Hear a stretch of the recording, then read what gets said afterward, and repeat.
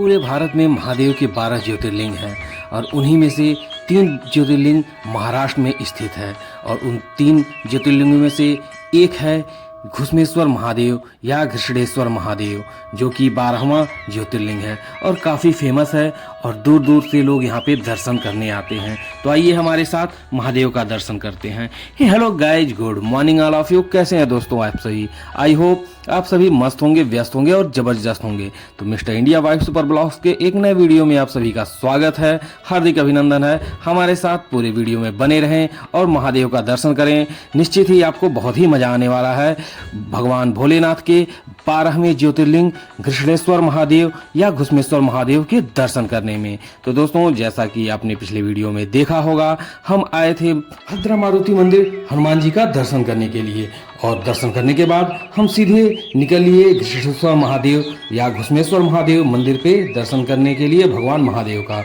जो कि 12वां ज्योतिर्लिंग है और बहुत ही प्रसिद्ध है। यह महाराष्ट्र में छत्रपति संभाजी महाराज नगर, जिसे कि पहले औरंगाबाद के नाम से भी जाना जाता था, के नज़दीक दौलताबाद से 11 किलोमीटर दूर स्थित है। यहाँ आने के लिए आप सबसे पहले औरंगाबाद आएँ और औरंगाबाद से आपको बहुत सारे साधन मिल जाएंगे, प्राइवेट साधन भी मिल जाएंगे, जो कि आपको यहाँ पे पहुँचा देंगे। और यहाँ पे आने के बाद आपको काफ़ी अच्छा लगेगा। पूरी तरीके से प्राकृतिक नज़ारों के बीच में स्थित है।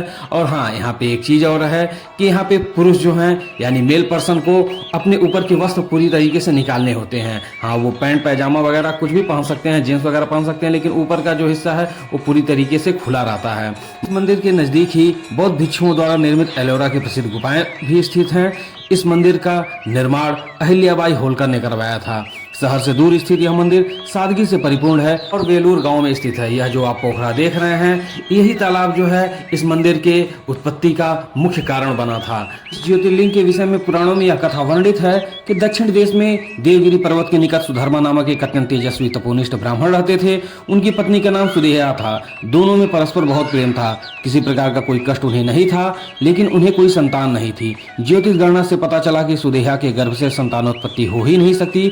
सुदेहा संतान की बहुत ही इच्छुक थी। उसने सुधर्मा से अपनी छोटी बहन से दूसरा विवाह करने का आग्रह किया। पहले तो सुधर्मा को यह बात नहीं जची, लेकिन अंत में उन्हें पत्नी की जिद के आगे झुकना ही पड़ा। वे उसका आग्रह टाल नहीं पाए। वे अपनी पत्नी की छोटी बहन घुस्मा को ब्याह करके घर ले आए। घुस्मा अत्यंत विनीत और सदाचारणी स्त्री थी। वह भगवान शिव की अनन्या भक्ता थी। प्रतिदिन 101 पार्थिव शिवलिंग बनाकर हृदय की सच्ची निष्ठा के साथ उसका पूजन करती थी। भगवान शिव जी की कृपा से थोड़े ही दिन बाद उसके गर्भ से अत्यंत सुंदर और स्वस्थ बालक ने जन्म लिया। बच्चे के जन्म से सुदेहा और घुस्मा दोनों के ही आनंद का पार न रहा। दोनों के ही दिन बड़े आराम से बीत रहे थे, लेकिन न जाने कैसे थोड़े ही दिनों बाद सुदेहा के मन में एक विचार ने जन्म ले लिया। वह सोचने लगी, मेरा तो इस घर में कुछ नहीं है, सब कुछ घुस्मा का ही है। अब तक सुदेहा के मन का कुविचार रूप भी अंकुर एक विशाल वृक्ष का रूप ले चुका था। पति पर भी उसने अधिकार जमा लिया, संतान भी उसी की ही है। यह कुविचार धीरे धीरे उसके मन में बढ़ने लगा। इधर घुस्मा का वह बालक भी बड़ा हो रहा था। धीरे धीरे वह जवान हो गया, उसका विवाह भी हो गया। अंततः एक दिन सुदेहा ने घुस्मा की युवा पुत्र को रात में सोते समय मार डाला। उसके शव को ले जाकर उसने उसी तालाब में फेंक दिया। इसके बारे में अभी मैंने आपको बताया। इसी जो तालाब है, इसी में घुस्मा प्रतिदिन पार्थिव शिवलिंगों को विसर्जित करती थी। सुबह होते ही सबको इस बात का पता लगा। पूरे घर में कोहराम मच गया। सुधर्मा और उसकी पुत्रवधि दोनों सिर पीट कर फूट फूट कर रोने लगे, लेकिन घुस्मा नित्य की भांति भगवान शिव की आराधना में तल्लीन रही, जैसे कुछ हुआ ही ना हो। पूजा समाप्त करने के बाद वह पार्थिव शिवलिंगों को तालाब में छोड़ने के लिए चल पड़ी। जब वह तालाब से लौटने लगी, उसी समय उसका प्यारा लाल तालाब के भीतर से निकलकर आता हुआ दिखलाई पड़ा। वह सदा की भांति जाकर घुस्मा के चरणों पर गिर पड़ा, जैसे कहीं आसपास से ही घूम कर आ रहा हो। इसी समय भगवान शिव भी वहां प्रकट होकर घुस्मा से वर मांगने को कहने लगे। वह सुदेहा की घिनौनी करतूत से अत्यंत क्रुद्ध हो उठे थे। अपने त्रिशूल द्वारा उसका गला काटने को उद्यत दिखलाई दे रहे थे। घुस्मा ने हाथ जोड़कर भगवान शिव से कहा, प्रभु यदि आप मुझ पर प्रसन्न हैं तो मेरी उस अभागिन बहन को क्षमा कर दें। निश्चित ही उसने अत्यंत जघन्य पाप किया है, किंतु आपकी दया से मुझे मेरा पुत्र वापस मिल गया। अब आप उसे क्षमा करें प्रभु।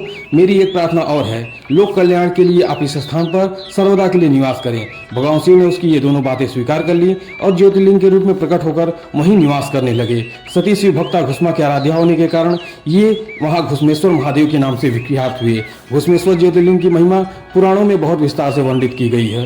तो आपने घुस्मेश्वर महादेव के मंदिर की उत्पत्ति का जो कथा था वह भी आपने जाना, और आपने ये प्राकृतिक जो दृश्यावली है, यहाँ की मंदिर की जो दृश्यावली है वो भी आपने जाना, आपने देखा, और आपको निश्चित ही अच्छा लगा होगा। महादेव की कृपा आप सभी पे बनी रहे।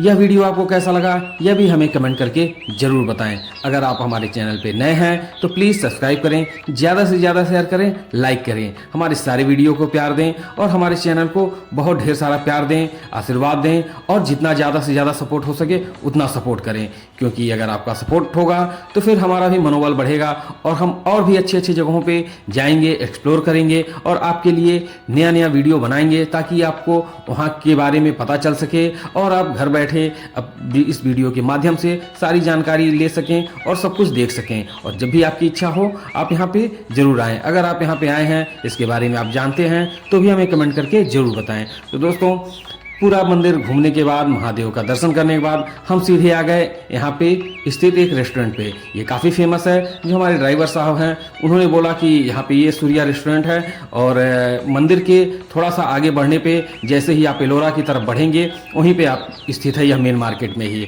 और ड्राइवर साहब ने बताया कि सर यह काफ़ी अच्छा है और यहाँ के जो भोजन वगैरह है उसका स्वाद वगैरह भी काफ़ी अच्छा है। तो इसीलिए फिर हम यहीं पर आ गए भोजन करने के लिए, क्योंकि सुबह से ही हम लोग निकले थे। भद्रा मारुति का दर्शन किया गया, यहाँ पे दर्शन किया गया और बहुत तेज भूख लगी थी। तो हमने सोचा कि अब यहाँ से सीधे एलोरा गुफा देखने जाना है, तो पहले हम लोग पेट भर लिया जाए, भोजन कर लिया जाए, क्योंकि भूख इतना ज़्यादा है कि अब चला भी नहीं जा रहा था।